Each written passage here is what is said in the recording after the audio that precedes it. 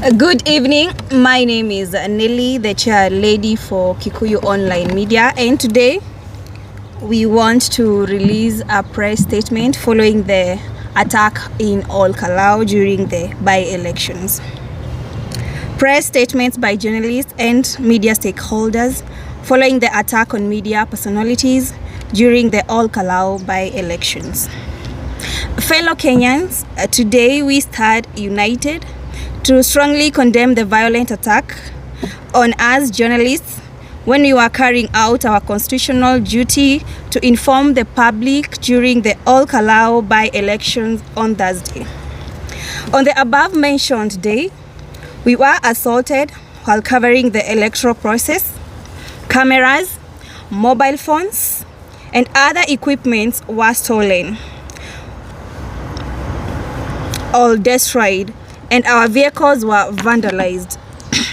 These incidents are deeply disturbing and represent an attack not only on us journalists, but also on press freedom and the public rights to receive information. The Constitution of Kenya guarantees freedom of the media and protects journalists as they carry their professional responsibilities without intimidation, harassment, or violence. An attack on the media is an attack on democracy itself. We therefore call upon His Excellency, the President of the Republic of Kenya, to publicly reaffirm the government's commitment to protecting journalists and ensuring that every Kenyan can exercise their constitutional rights without fear. The Inspector General of Police to order an immediate, independent, and transparent investigation into the incidents reported in Olkalou. Identify all those responsible and ensure they are held accountable regardless of their position or affiliation. The Cabinet Secretary for Interior and National Administration to explain the security measures that were put in place during by-election and outline the steps being taken to prevent similar incidents in future electoral exercises. The Independent Policing Oversight Authority and other relevant oversight institutions to investigate any allegations of police misconduct and take their findings public. The Independent Electoral and Boundaries Commission and all stakeholders to ensure that future elections provide a safe and secure environment for journalists, observers, voters, and all the participants. We reject all forms of violence, intimidation, and destruction of property directed at the members of the press. No journalist should fear assault or loss of equipment simply for documenting events of public interest. We stand in solidarity with every affected journalist and media house. We also urge anyone with information, photographs, or video evidence relating to these incidents to cooperate with the investigators so that the truth is established and justice is served. As journalists, our commitment remains unwavering. We will continue to report truthfully, professionally, and without fear or favor, because a free press is essential to a free and democratic society. We thank all Kenyans who continue to support and defend press freedom. Justice for the affected journalists, protect press freedom, protect democracy. Thank you.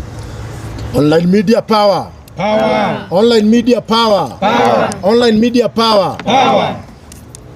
To add on that, we've mentioned IPOA as one of the areas that we want the government or the IPOA itself to investigate, because when we were on the ground on that fateful day, the IPOA were there and they have not released any statement on their findings in whatever happened that day. So we would like to ask IPOA to come clear and to make a statement on what they found on the ground on that day. So another thing I would like to add is our CS, Kipchumba Murkomen, you said that you didn't know these people, you don't know them. Our phones were stolen and our gadgets were taken away.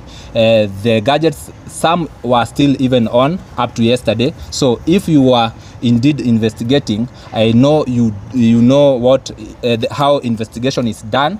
The DCI should track the phones and bring the phones back to us, the cameras that were stolen, and the videos of those who did that rubbish.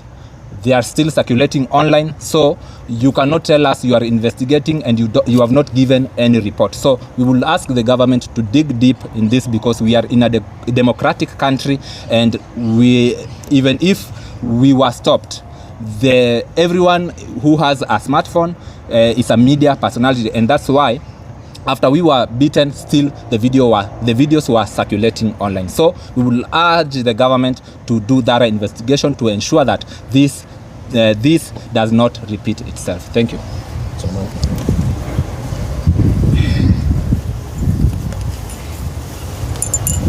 So evening. Just to add on that, maybe we can talk to the perpetrators of whatever happened.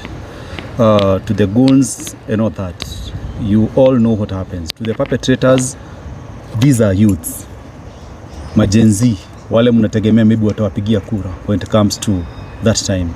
Every time you are claiming that you support the youths, but that's not happening, because if you perpetrated or you paid those goons to attack these young youths here, we wonder what kind of a leadership you are portraying to this country. It's so sad to see that some of the perpetrators coming live to say that they had gone to rescue, and we wonder how they take the position of police or the position of rescuing others, and why and where were they rescuing, whereas Olkalou ilikuwa peaceful all through. So and also to the goons, musisahau miaka ya kale wakati Kibaki alikuwa pale. Kuna wale vijana walitumika na wakapewa pesa ya kuvuruga, and afterwards you know what happens. So even you hamjenda mbali.